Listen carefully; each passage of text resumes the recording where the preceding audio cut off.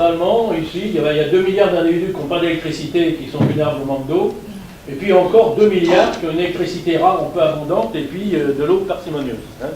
Donc voilà le monde, effectivement, dans lequel on vit. Alors, il y a une trentaine de scénarios à peu près en termes d'énergie pour l'avenir. Moi, j'en ai choisi 3. Le premier que j'ai pris là, en fait, je l'ai pris chez les Verts, hein, qui disent il n'y a pas de problème d'énergie dans l'avenir, il suffit que les pays qui consomment beaucoup fassent des économies et on fait basculer sur les pays qui en ont besoin, et puis voilà, tout va bien. On va voir ce que ça fait.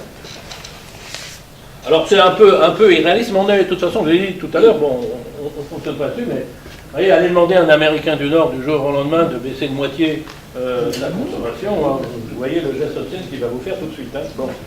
Mais vous allez voir que ça ne résout pas les problèmes. Alors le deuxième scénario, en fait, eh bien c'est le plus réaliste. C'est celui dans lequel on vit depuis à peu près 15 ans. C'est-à-dire que maintien d'une croissance à peu près de 35% par an dans les pays développés. En revanche, une croissance plus forte hein, dans les pays en voie de développement, comme la Chine et l'Inde, vous savez, qui sont plutôt à 2 chiffres. Et dans les calculs que j'ai fait là, en réalité, j'ai même été modeste, j'ai mis à 8% jusqu'en 2025, alors que jusque-là, ils ont plutôt fait 10%, voire plus. Et puis, je les ai mis à 2,35 après, en disant, bon, ils ont bien monté le niveau, après, on va les mettre comme les autres. Et puis enfin, j'ai pris le scénario du XXe siècle, c'est-à-dire 2,35 pour tout le monde. Donc là, c'est facile, vous arrivez à 32,5. Donc voilà les calculs. Et donc l'hypothèse 1, l'hypothèse des Verts, qui dit il n'y a pas de problème, il suffit de basculer en gros les riches sur les pauvres. En réalité, oui, on passe de 10 à 46. Pourquoi est-ce que ce raisonnement flanche? Malheureusement, parce qu'il n'y a plus de pauvres que de riches. Hein. L'hypothèse 2, qui est la plus réaliste, on passe de 10 à 57, et l'hypothèse 3 de 10 à 32. Donc vous voyez, entre la plus minimaliste et la plus réaliste, en fait, on a du simple au double, mais on peut penser qu'au moins le delta sera de 20. Je ne pense pas qu'il puisse être de 50, d'ailleurs vous allez voir le raisonnement dans un instant. Donc on va maintenant, vous allez retrouver cette petite étiquette à chaque fois. Qu'est-ce qu'il faut qu'on fasse? Eh bien, il faut qu'on trouve l'énergie. Ah, il faut qu'on la trouve. Alors vous mettez dans votre feuille de papier et puis vous cherchez, vous dites voilà, bon, je peux utiliser effectivement l'eau, le soleil, les courants, le vent, la marée, la biomasse, la géothermie, et puis la vapeur, sans oublier l'énergie musculaire, c'est essentiellement les animaux de trait aujourd'hui, hein, parce qu'il n'y a plus d'esclaves, mais ça existe quand même. Alors ça, c'est un camembert qui est très intéressant, parce que, qu'est-ce que vous voyez là-dessus? Eh bien, vous voyez qu'en fait, les combustibles fossiles, c'est-à-dire ceux dont il faudrait s'affranchir pour pouvoir envoyer de gaz carbonique et autres dans l'atmosphère, représentent, vous le voyez, 85% de nos ressources d'aujourd'hui. Le renouvelable, un peu plus que le nucléaire. Alors, on ne sait pas comment ça va continuer dans l'avenir. Vous voyez, 85%. Dont le pétrole et le gaz, dont vous savez, 36% et 22%, 58%, que ce sont des ressources qui vont disparaître. Alors, des ressources qui vont disparaître, ça veut dire quoi? Ça veut dire que les ressources économiques, du pétrole, du gaz, il y en a probablement pour quelques siècles. Seulement, c'est ce fameux gaz de schiste qui va nous rester, que vous en avez entendu parler, sachant qu'on a la chance, enfin entre guillemets, d'avoir des réservoirs très très abondants de ce gaz de schiste. Le pétrole, c'est pareil, hein, c'est dans les sables asphaltiques, par exemple, les schistes bitumineux. C'est-à-dire que là, c'est polluant à aller chercher et c'est coûteux aussi en énergie. Donc, le gaz ou le pétrole, vous creusez un trou, ça vous gicle à la figure, ça c'est fini d'ici 2050. Donc vous voyez, aujourd'hui, c'est quand même 58% de nos ressources. Alors il y a encore ces ressources-là, mais elles vont être beaucoup plus chères. Chaleur, électricité, transport, vous vous souvenez tout à l'heure. Alors qu'est-ce qu'on remarque ici? En fait, vous voyez, celle qu'il faudrait essayer de ne plus utiliser là, c'est-à-dire la ressource combustible fossile, c'est la seule qu'on retrouve dans les grosses utilisations. C'est pour ça que ça fait 85% d'ailleurs, entre parenthèses. Et là où vous avez le plus de possibilités, c'est dans l'électricité, pour fournir de l'électricité. Alors je vous parlais des réserves, donc vous voyez, charbon, donc 160 ans, alors au rythme actuel, je vais revenir là-dessus, gaz 60 ans, pétrole 42 ans.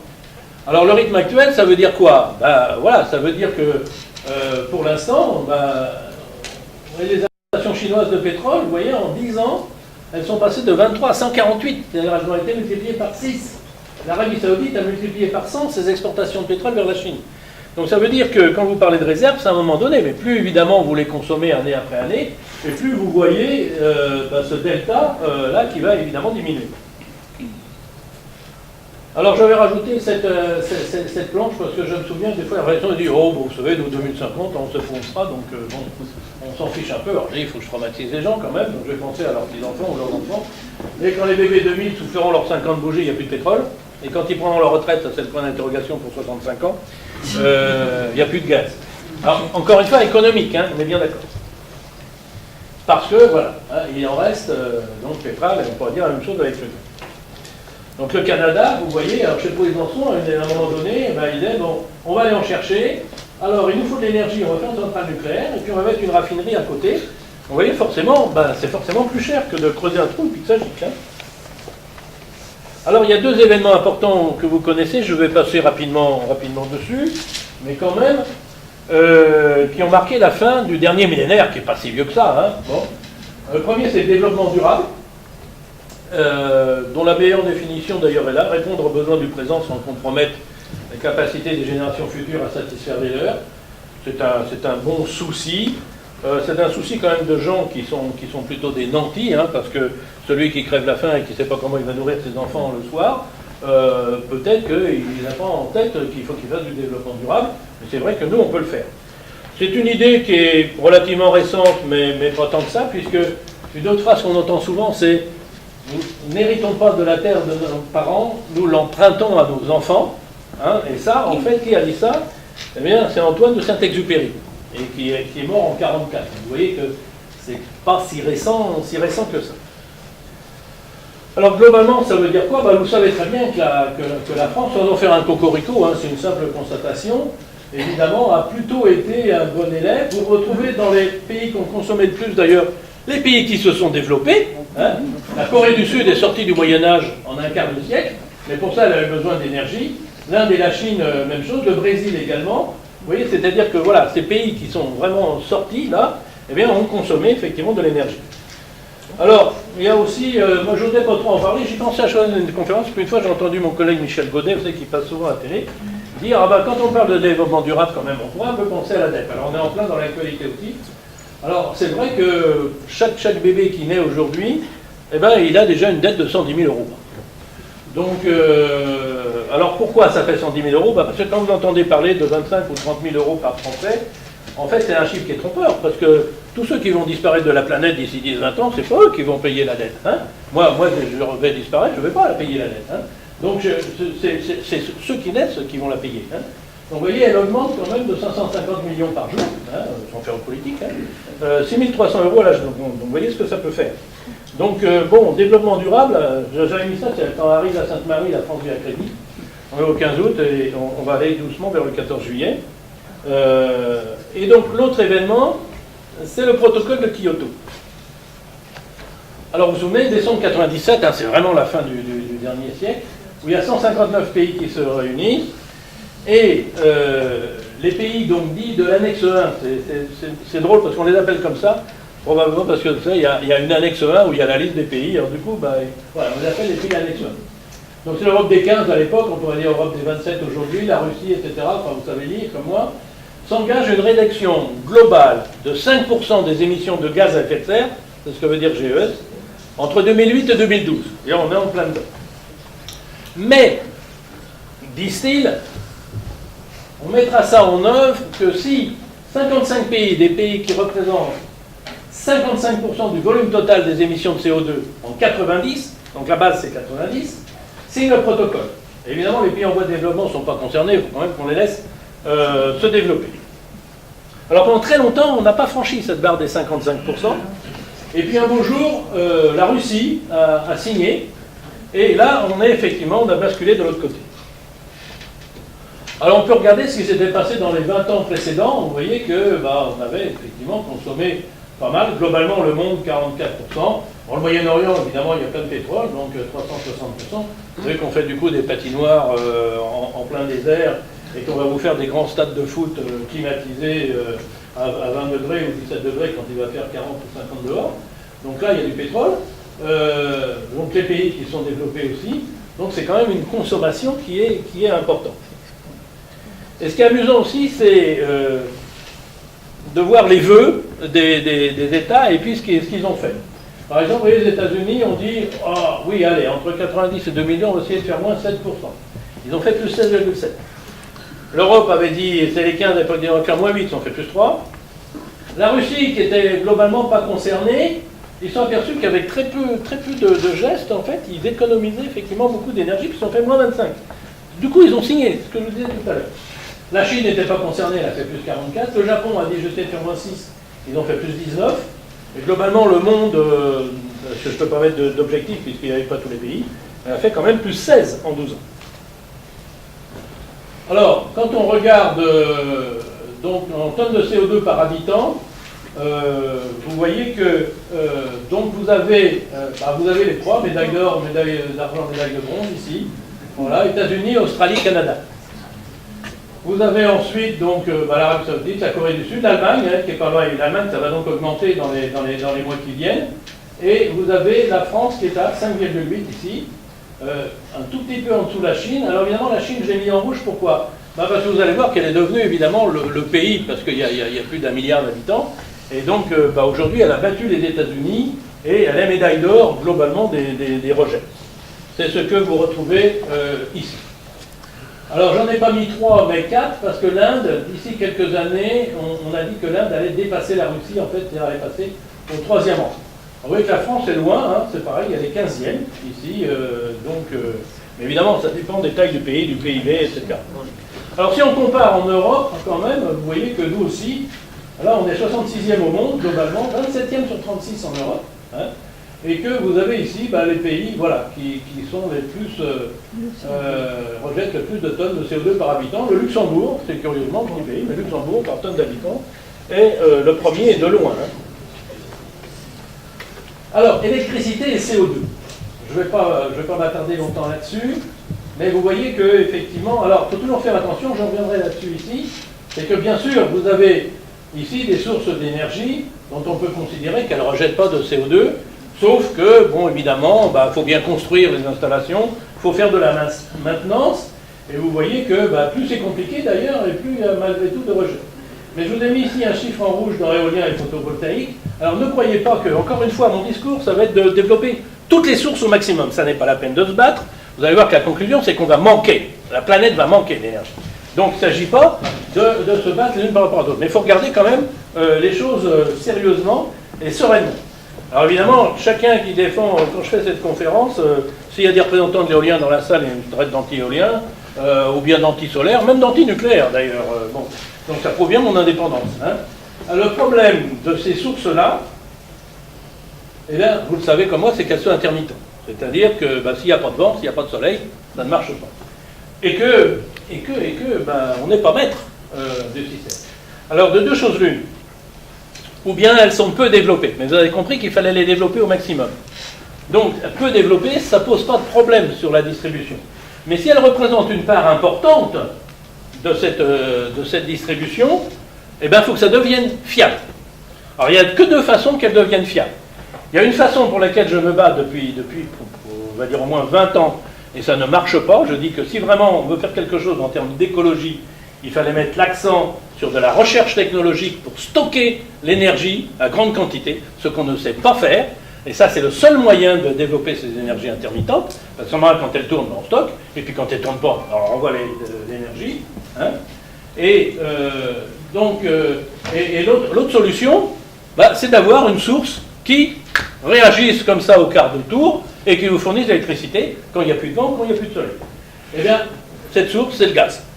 C'est-à-dire que vous êtes obligé, effectivement, de fabriquer des turbines à gaz si vous voulez développer de l'éolien et du soleil.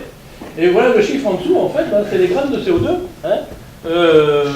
qui correspondent parce que pour un fonctionnement qui correspond au rendement des autres.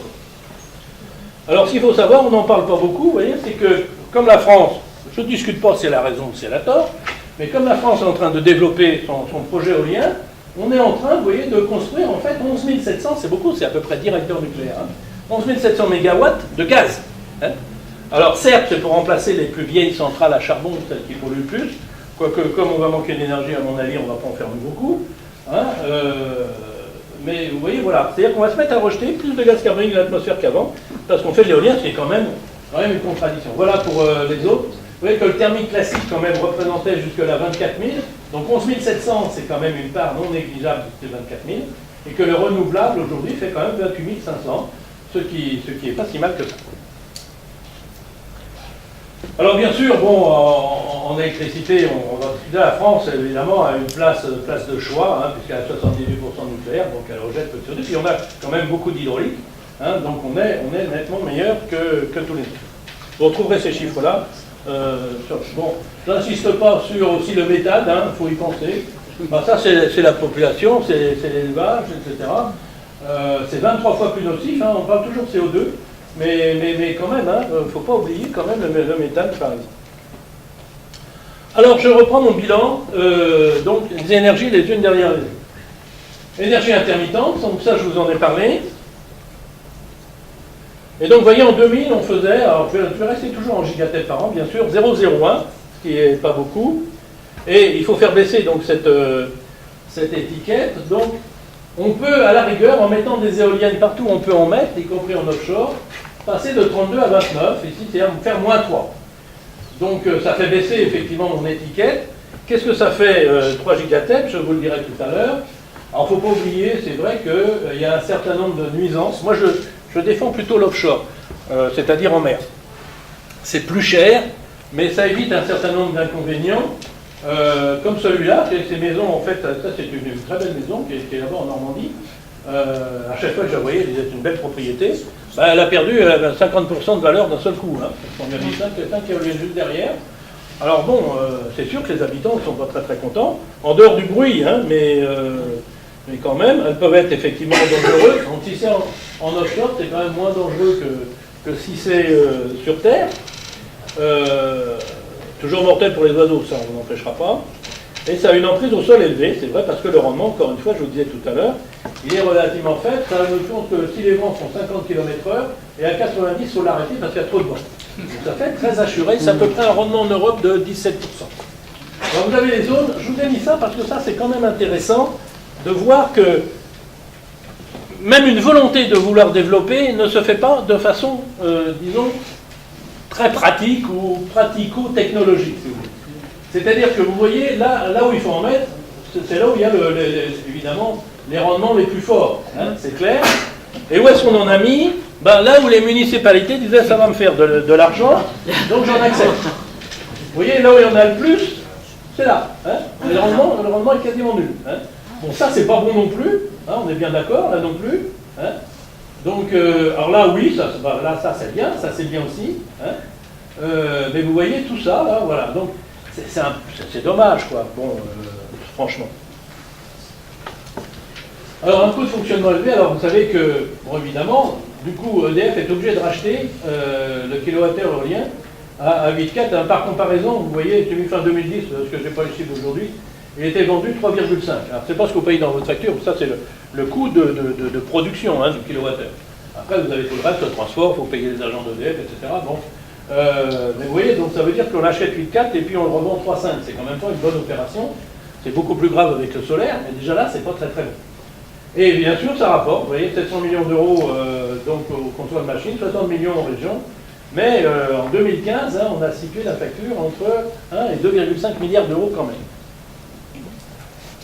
Alors, simplement pour faire juste une comparaison, vous voyez, j'avais lu dans la presse de la Manche que 2000 éoliennes pouvaient remplacer un réacteur EPR.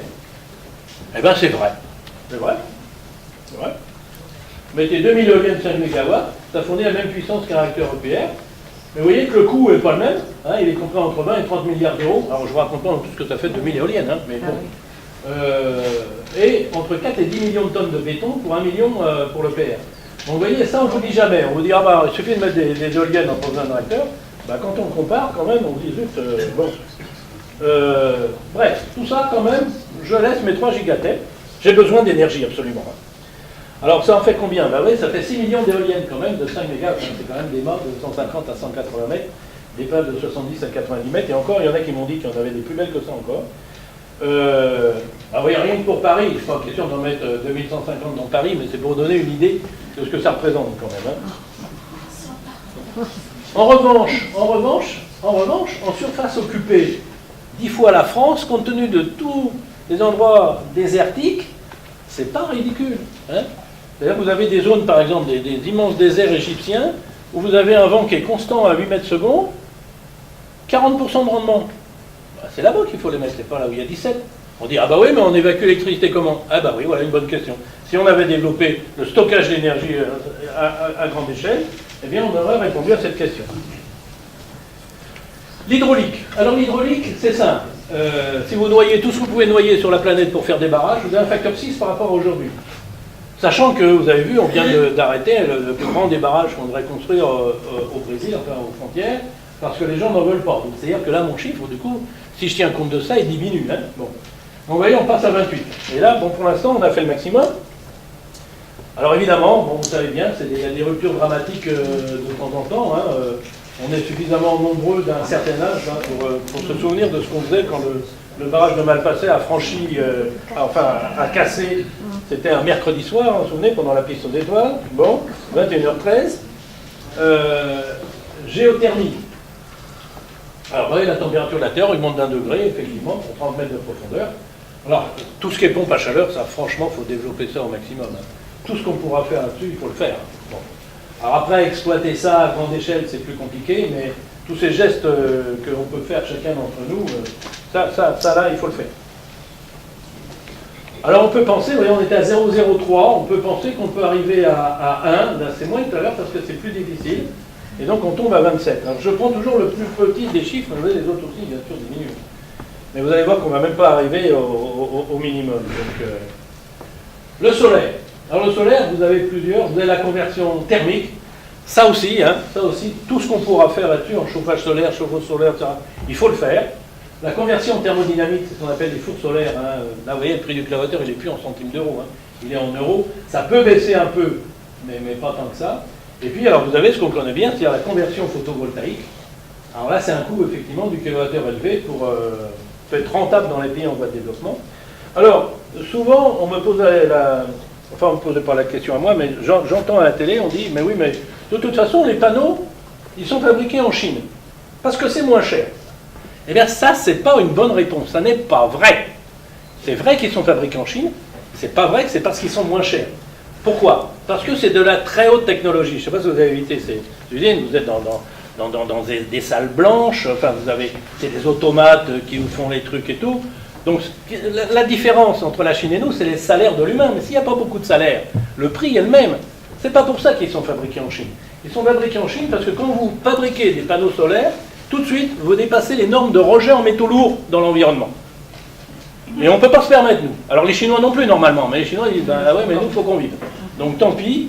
La Chine et l'Inde, d'ici 10 ans, je ne sais pas si vous l'avez vu comme moi, j'ai lu ça il n'y a pas longtemps dans une revue, vont rejeter 3 millions de tonnes de métaux lourds dans l'environnement. 3 millions de tonnes.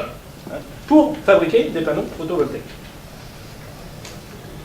Alors moyennant quoi, vous allez me dire, bah oui, mais vous en mettez quand même. Bah oui, je suis là, je dis, on en met le maximum, 3 gigatep aussi.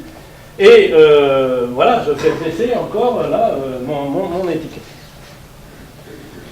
Alors ça fait 28 mètres carrés quand même, 3 gigatep par habitant de la Terre de 2050, c'est-à-dire les 10 milliards, hein, bien sûr.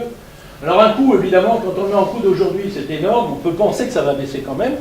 Le problème n'est pas là. Alors, voilà, évidemment, ce qu'il faudrait faire. Je vais faire une petite parenthèse là-dessus. Vous voyez, voilà, vous avez la maison qu'on pourrait faire. C'est-à-dire, vous avez des panneaux photovoltaïques, il y a du soleil, vous alimentez votre maison et vous alimentez aussi votre pile à combustible. Et puis, il n'y a pas de soleil, et votre pile à combustible prend le relais. Via l'électrolyseur, vous faites de l'hydrogène pour votre voiture électrique, etc. Tout va bien, vous pouvez fabriquer avec votre électrolyseur, vous pouvez fabriquer votre électricité via la pile à combustible. Donc voilà, ça on peut imaginer que la maison de demain, ça peut être ça. Vous savez aujourd'hui que c'est pas ça du tout. Ça c'est le début qui n'a pas changé. Si je reprends une famille française, en raison des subventions, vous voyez, qui peuvent monter à 70 ou 80% de l'investissement, et du prix, alors qui est en train de baisser quand même, du kilowattheure, 55 centimes, vous vous souvenez, c'est 3,5, acheté à 3,5, évidemment vous amortissez votre installation. On ne peut pas dire qu'économiquement ça soit très rentable. Le schéma il est là, vous l'avez tous vu, et on voit bien que sur un schéma comme ça, vous voyez que vous avez le compteur électrique d'abonnés, ça c'est votre compteur, qui apporte l'électricité, c'est le fil bleu, voilà. Et puis vous avez le vert, c'est le deuxième compteur, ça repart. Hein. Donc voilà, hein, vous vendez en fait 55 centimes et vous achetez à 3,5. Donc effectivement, c'est rentable, c'est ce que j'ai appelé dans une des chroniques que j'avais fait, la fée électricité, hein, le compteur qui tourne à l'envers. Et ce compteur qui tourne à l'envers, en fait, ça coûte de l'argent que vous allez le voir. Alors c'est comme les diesels tout à l'heure en haut de la falaise, franchement, si on veut faire du solaire, on voit où est-ce qu'il faut mettre des panneaux photovoltaïques, quoi. C'est là où il y a du soleil, ça a l'air idiot comme ça. Et vous voyez que c'est pas du tout dans notre zone à nous. Alors non, c'est plutôt zone de pays pauvres. Et moi je dis souvent, c'est un raisonnement personnel, hein, bon. Et ça ne veut pas dire qu'il ne faut pas développer cette énergie-là. Je dis simplement, moi, plutôt que mon argent, puisqu'on ne me demande pas mon avis, mais une partie de mon argent sert à payer des panneaux photovoltaïques, plutôt que ce soit quelqu'un qui mette ça sur son toit en France, alors qu'il a l'électricité juste comme ça à l'interrupteur, je préférerais qu'on offre ce panneau photovoltaïque à un village africain où les gens arrêteraient de crever. Là au moins, voilà, là mon argent servirait à quelque chose. Hein. Mais quand il sert simplement pour que quelqu'un mette ça et qu'il récupère un peu d'argent en plus, je ne suis pas vraiment satisfait. Alors, vous pouvez tous le voir, hein. Facture, ça c'était ma facture, c'était en 2008-2009 ça. Vous avez une ligne, vous voyez ici, qui s'appelle contribution au service public d'électricité. Vous payez l'éolien et le solaire. Hein. Donc moi cette année-là, vous voyez, c'était pas cher encore, ça m'a coûté 84 €. Et 30%, vous voyez, c'est les investissements dans le photovoltaïque. Et cette année, vous voyez, c'était 3 milliards. Hein. On a une augmentation, vous verrez ça sur vos factures, de 67% en 2011, et une nouvelle augmentation est prévue en 2012. Biomasse. Alors il y a biomasse chaleur, biomasse transport. Donc biomasse, c'est beaucoup aujourd'hui. Hein. Vous vous souvenez que on consommait à peu près 10, c'est plus que 10%. C'est tout ce qui est combustion, bois, paille, ordures ménagères. Mais c'est aussi, évidemment, par des asphyxies, responsable de beaucoup de morts. Hein. 1500 morts par jour. La première fois que j'ai vu ça, j'ai dit, j'ai pas cru, hein. J'ai dû vérifier. Et c'est exact, c'est vrai, oui, évidemment, plutôt dans les pays en voie de développement, malheureusement. Hein, ce sont des asphyxies, quoi, hein, parce que tout ça est mal évacué. Et puis vous avez aussi donc les biocarburants. Ça, c'est biomasse transport. Alors vous entendez même des ministres qui vous donnent des discours en disant que c'est quand même merveilleux parce que vous voyez, la plante, pendant qu'elle pousse, elle absorbe le CO2, et puis après, je la brûle et elle renvoie le CO2. Bilan nul. Bilan carbone nul. Non. Le bilan est nul pour quelqu'un qui se chauffe au bois ou ça, que s'il a 5 hectares de forêt, qui lui appartiennent personnellement pour son foyer, 5 hectares par foyer français, et